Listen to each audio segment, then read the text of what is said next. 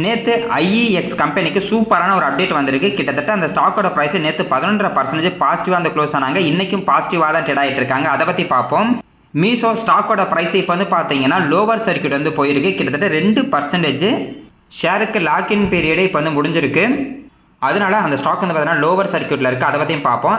Titan கிட்டத்தட்ட 52 week ஹையில் வந்து பார்த்தீங்கன்னா ட்ரேட் ஆகிட்டு இருக்கு. அதாவது அதோட ஹிஸ்ட்ரி ஹையில் வந்து ட்ரேட் ஆகிட்டு இருக்கு. சூப்பரான ஒரு அப்டேட் வந்து கொடுத்துருக்காங்க. அதை பற்றி பார்ப்போம்.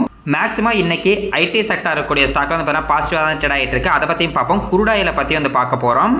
லாஸ்ட்டாக ஆட்டோ ஆன்சிலரிஸ் பிஸ்னஸில் இருக்கக்கூடிய ஒரு சூப்பரான ஒரு கம்பெனியை பற்றி பார்க்க போகிறோம். இது வரைக்கும் அந்த கம்பெனி வந்து பார்த்தீங்கன்னா 11 தடவை போனஸ் கொடுத்துருக்காங்க. 2 தடவை வந்து பார்த்தீங்கன்னா ஸ்ப்ளிட் வந்து கொடுத்துருக்காங்க.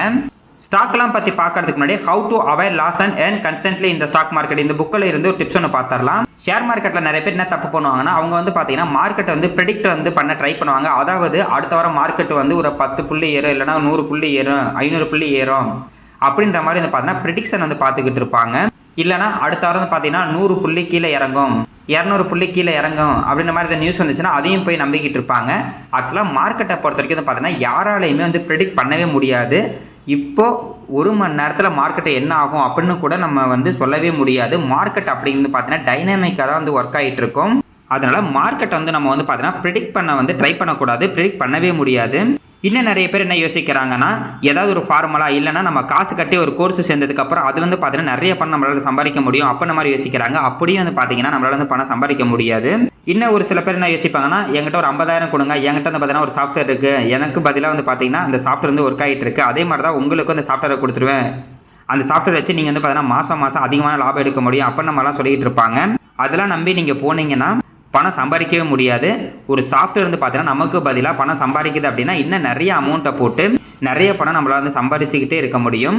அப்படிலாம் ஒரு சாஃப்ட்வேரு இல்லைனா ஒரு ஃபார்முலா ஏதாவது ஒன்று எனக்கு தெரிஞ்சதுன்னா இந்த ஒரே வருஷத்தில் வந்து பார்த்தீங்கன்னா இந்த உலகத்திலேயே மிகப்பெரிய பணக்காரனாக நான் இருப்பேன். அப்படியும் வந்து பார்த்தீங்கன்னா பண்ண முடியாது. அதே மாதிரி ஏதாவது ஒரு ஃபார்முலா இருந்துச்சுன்னா அந்த ஃபார்முலாவை எல்லாருமே யூஸ் பண்ணி எல்லாரும் வந்து பார்த்தீங்கன்னா பெரிய பணக்காரனாக ஆயிடுவாங்க.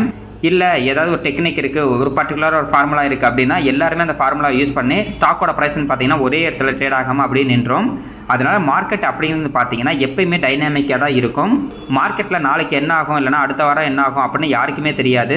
ஸ்டாக் மார்க்கெட்டை பொறுத்த வரைக்கும் ஒரு கம்பெனியோட ப்ராஃபிட் எந்த அளவுக்கு அதிகமாகிட்டு இருக்கோ அந்த அளவுக்கு ஸ்டாக்கோட ப்ரைஸ் பார்த்தீங்கன்னா அதிகமாகும். அதே மாதிரி ஒரு கம்பெனியோட ப்ராஃபிட் வந்து அடிவாங்குது இல்லை லாஸில் போய்கிட்டே இருக்கு, கம்பெனி மூட போகிறாங்கன்னா அந்த ஸ்டாக் வந்து பார்த்தீங்கன்னா கீழே போகும். அதுக்கப்புறம் பார்த்தீங்கன்னா ட்ரேட் ஆகாது. இது வந்து பார்த்தீங்கன்னா ரொம்ப சிம்பிள் தான். நிஃப்டி 50 பொறுத்த வரைக்கும் இன்றைக்கி வந்து பார்த்தீங்கன்னா ஒரு 80 புள்ளி வந்து நெகட்டிவாக வந்து ட்ரேட் ஆகிட்டு இருக்கு. 26,100 புள்ளி பக்கத்தில் வந்து ட்ரேட் ஆகிட்டு இருக்கு. நிஃப்டி 50ல் டாப் 5 கெய்னர்ஸில் டைட்டன் இருக்காங்க, Jio finance, HCL technologies, Infosys, tech Mahindra இருக்காங்க. அதேமாதிரி டாப் 5 லூசர்ஸில் Cipla, Maruti, Max health care, Tata motors PV இருக்காங்க, டாடா ஸ்டீல் வந்து இருக்காங்க. மேக்ஸிமம் இன்னைக்கு நிறைய இண்டெக்ஸ் பார்த்தீங்கன்னா நெகட்டிவ்ல வந்து ட்ரேட் ஆகிட்டு இருக்கு. பேங்க் பீஸ் வந்து பார்த்தீங்கன்னா 0.34% பாசிட்டிவ், எம்ஓ டிஃபென்ஸ் ஃப்ளாட்டாக இருக்காங்க. சில்வர் பீஸ் வந்து பார்த்தீங்கன்னா 1.5% பாசிட்டிவ்ல தான் இருக்குது. கோல்டு வந்து பார்த்தீங்கன்னா கொஞ்சம் நெகட்டிவ்ல இருக்காங்க. ஆட்டோ பீஸ் வந்து பார்த்தீங்கன்னா நெகட்டிவ், பார்மா பீஸ் பாசிட்டிவ், ஐடி பீஸ் பாசிட்டிவ்ல இருக்காங்க. மிட் 150 பீஸ் வந்து பார்த்தீங்கன்னா கொஞ்சம் நெகட்டிவ்ல தான் வந்து இருக்காங்க. யூஎஸ் வெனிசுலா ப்ராப்ளம் போயிட்டு இருக்கனால வந்து பார்த்தீங்கன்னா அதுவும் மார்க்கெட்டை இப்போ வந்து கொஞ்சம் அஃபெக்ட் பண்ணிக்கிட்டு இருக்கு.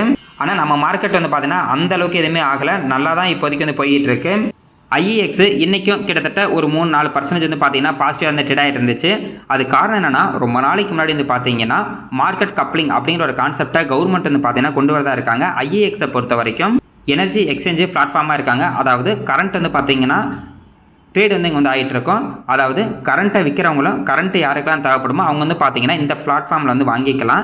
அப்படி ஒரு யூனிட்டுக்கு எவ்வளவு அமௌண்ட்டு அப்படின்னு பார்த்தீங்கன்னா அந்த ஐஇஎக்ஸ் தான் இதுக்கு முன்னாடி வந்து ஃபிக்ஸ் பண்ணிட்டு இருந்தாங்க. அதாவது ஒரு யூனிட் கரண்ட்டு எங்கள் பிளாட்ஃபார்மில் இவ்வளவு அப்படின்ற மாதிரி இவங்க தான் வந்து பார்த்தீங்கன்னா அந்த ப்ரைஸை வந்து செட் பண்ணிக்கிட்டு இருந்தாங்க. ஆனால் கவர்மெண்ட் என்ன சொன்னாங்கன்னா, நீங்கள் பண்ணக்கூடாது, நாங்கள் ஒரு ப்ரைஸு தரோம், ஒரு யூனிட் கரண்ட்டு அந்த அமௌண்ட்டுக்கு தான் நீங்கள் வந்து பார்த்தீங்கன்னா உங்கள் பிளாட்ஃபார்மில் வந்து சேல் பண்ணணும் அப்படின்ற மாதிரி சொல்லியிருந்தாங்க. இது வந்து பார்த்தீங்கன்னா இந்த எக்ஸ்சேஞ்சுக்கு மட்டும் இல்லை, இந்த மாதிரி 2-3 எக்ஸ்சேஞ்ச் இருக்குது.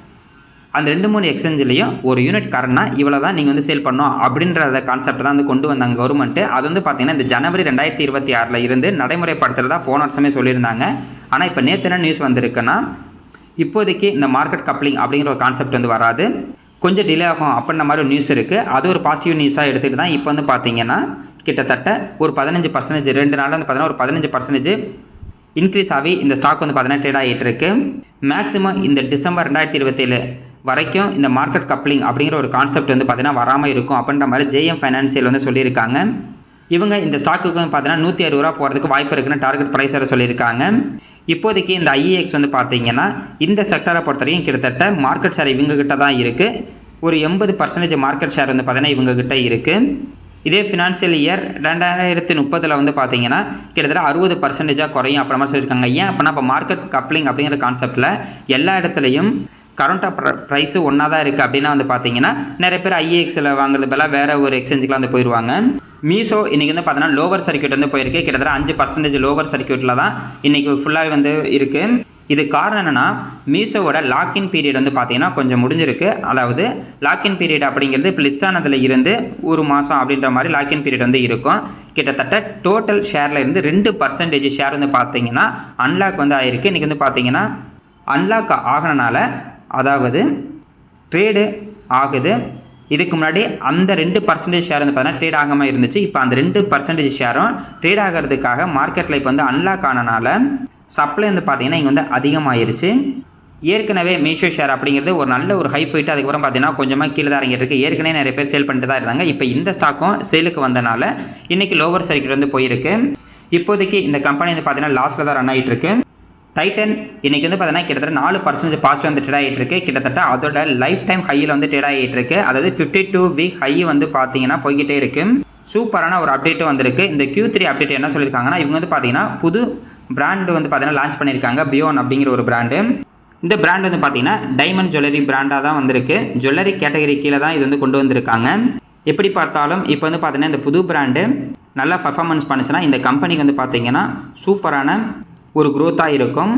எப்படி இருந்தாலும் பார்த்தீங்கன்னா சூப்பராக வந்து கொண்டு போயிடுவாங்க. அது வந்து வெயிட் பண்ணி பார்க்கலாம். இதான் வந்து பார்த்தீங்கன்னா காரணம். இப்போ இந்த ஸ்டாக் வந்து நல்ல ஒரு ஹையில் வந்து ட்ரேட் ஆகிட்டு இருக்கிறது காரணம். அடுத்தது ஐடி செக்டர் இருக்கக்கூடிய ஸ்டாக்லாம் இன்றைக்கி நல்ல ஒரு பாசிட்டிவாக இருந்தாங்க. நேற்று வந்து பார்த்தீங்கன்னா ரொம்ப நெகட்டிவில் இருந்தாங்க. ஏன்னா மறுபடியும் யூஎஸ் டாரிஃப் இஷ்யூ வருது அப்படின்ற ஒரு நியூஸ் வந்தனால வந்து பார்த்தீங்கன்னா ஐடி செக்டர் இருக்கக்கூடிய ஸ்டாக்லாம் ரொம்ப கீழே போனாங்க. இன்றைக்கி வந்து ஓரளவுக்கு எல்லாம் பாசிட்டிவ்க்கு மறுபடியும் அப்படி ரிவர்ஸ் ஆகிருக்காங்க. ஐடி பீஸை பொறுத்த வரைக்கும் கிட்டத்தட்ட 1.5% பாசிட்டிவ் வந்து ட்ரேட் ஆகிட்டு இருக்கு. இதுவே டாடா எல்எக்ஸி வந்து பார்த்தீங்கன்னா கிட்டத்தட்ட 8% பாசிட்டிவ் வந்து ட்ரேட் ஆகிட்டு இருக்கு. டாடா டெக்னாலஜி கூட இன்றைக்கி வந்து பார்த்தீங்கன்னா கிட்டத்தட்ட 5% வந்து பாசிட்டிவாக வந்து ட்ரேட் ஆகிட்டு இருந்தது. கேபிஐடி டெக்னாலஜிஸ் வந்து பார்த்தீங்கன்னா கிட்டத்தட்ட 4.5% வந்து பாசிட்டிவாக வந்து ட்ரேட் ஆகிட்டு இருக்கு. அது வந்து மிட் கேப் ஸ்மால் கேப்பில் இருக்கக்கூடிய ஐடி ஸ்டாக்லாம் இன்றைக்கி நல்லா வந்து பர்ஃபார்மன்ஸ் வந்து பண்ணிட்டு இருக்காங்க. அதே மாதிரி லார்ஜ் கேப்பில் இருக்கக்கூடிய விப்ரோ டிசிஎஸ் இது எல்லாமே வந்து பார்த்தீங்கன்னா நல்ல ஒரு பாசிட்டிவ் தான் இருந்தாங்க.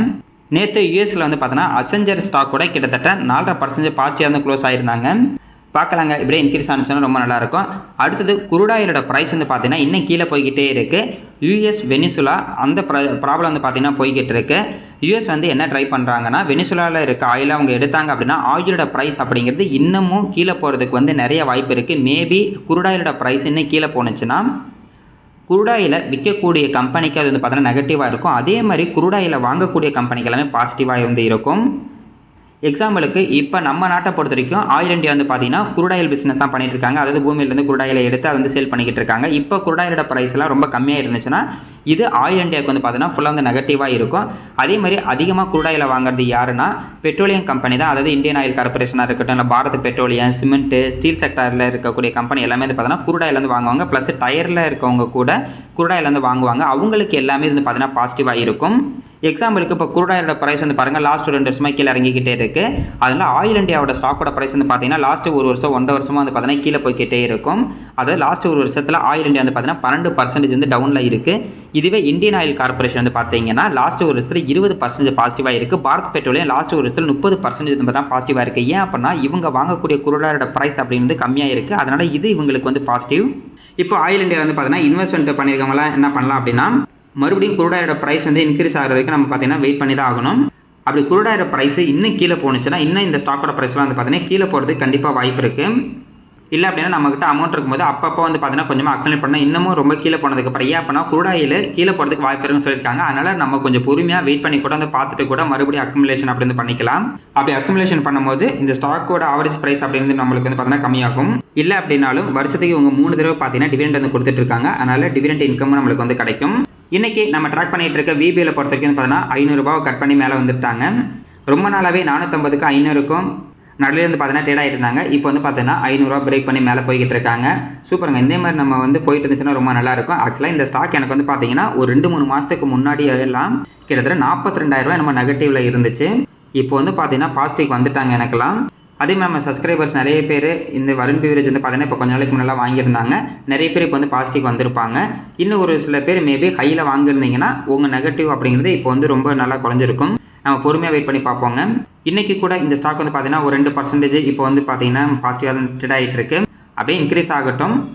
அடுத்தது சோலார் இண்டஸ்ட்ரீஸ். இந்த ஸ்டாக் வந்து பார்த்தீங்கன்னா கிட்டத்தட்ட லாஸ்ட் 5 நாளில் 8% பாசிட்டிவ் வந்து பார்த்தீங்கன்னா ட்ரேட் ஆகிட்டு இருக்காங்க.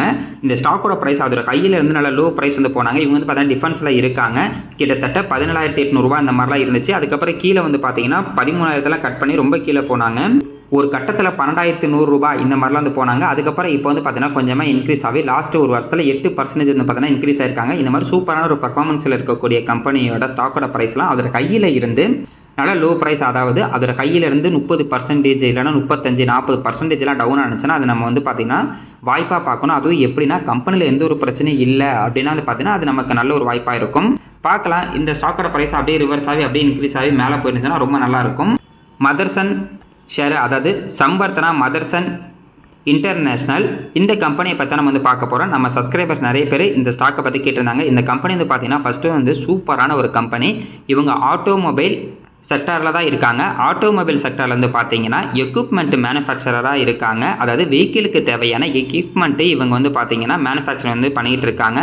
அதுலேயும் நம்ம வேர்ல்டுலேயே வந்து பார்த்தீங்கன்னா இவங்க எக்ஸ்டீரியர் ரியர்வியூ மிரர்ஸ் வந்து பார்த்தீங்கன்னா மேனுஃபேக்சரிங் பண்ணுறது வந்து பார்த்தீங்கன்னா ரொம்ப பெரிய company. Interior mirror, exterior mirror, அதுக்கப்புறம் பார்த்தீங்கன்னா camera based detection device, modules and polymer product, metal product எல்லாமே இவங்க வந்து பார்த்தீங்கன்னா மேனுஃபேக்சரிங் அண்ட் சேல்ஸ் வந்து பண்ணிகிட்டு இருக்காங்க. இவங்ககிட்ட டெக்னாலஜி அண்ட் சாஃப்ட்வேர் வந்து இருக்குது. மேக்ஸிமம் இவங்களோட கிளைண்ட் அப்படின்னு யாருன்னா வந்து பார்த்தீங்கன்னா வோல்க்ஸ்வாகன் இருக்காங்க, மெர்சிடஸ் பென்ஸ் இருக்காங்க. மேக்ஸிமம் ஓரளவுக்கு வந்து பார்த்தீங்கன்னா லக்ஸுரி அண்ட் ப்ரீமியம் செக்மெண்ட்டில் வரக்கூடிய கார் கம்பெனிஸ் எல்லாமே வந்து பார்த்தீங்கன்னா இவங்களோட கிளைண்ட்டாக வந்து இருப்பாங்க. இவங்களுக்கு கிட்டத்தட்ட 40% ரெவன்யூ வந்து பார்த்தீங்கன்னா இந்தியாவிலையும் யூஎஸ்ஏல வந்து 19% ரெவன்யூ வந்துக்கிட்டு இருக்கு. சூப்பரான ஒரு கம்பெனிங்க. இந்த செக்டாரை பொறுத்த வரைக்கும் இந்த கம்பெனி வந்து பார்த்தீங்கன்னா ரொம்ப ரொம்ப ட்ரஸ்டடான ஒரு கம்பெனி. கரண்ட் ப்ரைஸ் ₹119 வந்து ட்ரேட் ஆகிட்டு இருக்கு. இது வரைக்கும் வந்து பார்த்தீங்கன்னா அதாவது ஒரு 26 வருஷத்தில் இந்த ஸ்டாக்கோட ரிட்டர்ன் மட்டும் கிட்டத்தட்ட 2382 மடங்குக்கு மேலே வந்து பார்த்தீங்கன்னா ரிட்டர்ன் வந்து கொடுத்துருக்கு. மார்க்கெட் கேப்பு 1,25,000 கோடிக்கு மேலே வந்து இருக்குது. ஸ்டாக்கோட பி ரேஷியோ 37 இருக்குது. Interest B ratio 29, book value ₹35.20, dividend yield 0.47%, ROCE வந்து பார்த்தீங்கன்னா 13%, ROE 12%, ROIC 16%, OPM 8%. இதில் வந்து பார்த்தீங்கன்னா ROE வந்து 12% இருக்கனால இது ஓகேவா அப்படின்ற மாதிரி கேட்டிருந்தாங்க. ஓகே தாங்க. இந்த ROE வந்து மினிமம் இந்த 12க்கு மேலே இருக்கிறது வந்து பார்த்தீங்கன்னா ஓகே தான். அதுவும் இல்லாமல் இந்த கம்பெனியை பொறுத்த வரைக்கும் சூப்பரான ஒரு கம்பெனி. இன்டென்சிக் வேல்யூ வந்து பார்த்தீங்கன்னா ₹55 இருக்குது. பிஜி ரேஷியோ 0.62 வந்து இருக்காங்க. டெப்ட் ஈக்விட்டி 0.53 இருக்காங்க. ப்ரைஸ் டு புக் வேல்யூ பார்க்கும்போது 3.41 இருக்குது. ஓவராலாக இந்த ரேஷியோ வந்து பார்த்தீங்கன்னா நார்மலான ஒரு ரேஷியோ தான். அடுத்தது இவங்களோட ப்ராஃபிட் அண்ட் லாஸ் ஸ்டேட்மெண்ட் வந்து பார்க்கலாம். மார்ச் 2025 இவங்களோட சேல்ஸ் 1,13,663 கோடியாகவும், நெட் ப்ராஃபிட் வந்து பார்த்தீங்கன்னா 4,146 கோடி வந்து கொடுத்துருக்காங்க. இதுவே மார்ச் 2014 சேல்ஸ் 30,414 கோடியும், நெட் ப்ராஃபிட் வந்து பார்த்தீங்கன்னா 1,097 கோடியாக கொடுத்துருக்காங்க. இந்த கம்பெனியை பொறுத்த வரைக்கும் இவங்களோட நெட் ப்ராஃபிட் அப்படி வந்து பார்த்தீங்கன்னா எக்கனாமிக் க்ரோத்தை நம்பி தான் வந்து இருக்கும். அதாவது ஆட்டோமொபைல்னாவே நம்ம இந்தியாவோட எக்கனாமி நல்லா இருந்துச்சுன்னா ஆட்டோமொபைல் வந்து பார்த்தீங்கன்னா நிறைய பேர் காரு, பஸ்ஸு எல்லாமே வந்து வாங்கிட்டு இருப்போம். அதனால ஆட்டோ செக்டரில் சூப்பராக வந்து பர்ஃபார்மன்ஸ் பண்ணோம். அப்புறம் நம்ம எக்கனாமி வந்து ஸ்லோ டவுன் ஆனதுக்கப்புறம் வந்து பார்த்தீங்கன்னா மறுபடியும் காரு, பஸ்ஸெல்லாம் அதிகம் வந்து சேல்ஸ் ஆகாது. அதுக்கு ஏற்ற மாதிரி தான் இந்த கம்பெனி அந்த கம்பெனிலாம் பார்ட்ஸ் தயாரிக்கிறனால எக்கனாமிக் நல்லா இருக்கும் போது நல்லா பர்ஃபார்மன்ஸ் பண்ணுவாங்க. அதுக்கப்புறம் கொஞ்சம் டவுன் ஆவாங்க. அதுதான் பார்த்தீங்கன்னா இந்த ரிசல்ட்லேயும் நடந்திருக்கும். 2018 வந்து பார்த்தீங்கன்னா நெட் ப்ராஃபிட் 2,260 கோடியாக இருக்குது. அதுக்கப்புறம் வந்து பாருங்கள் தொடர்ந்து அப்படியே கம்மியாகிட்டே தான் வந்திருக்கு.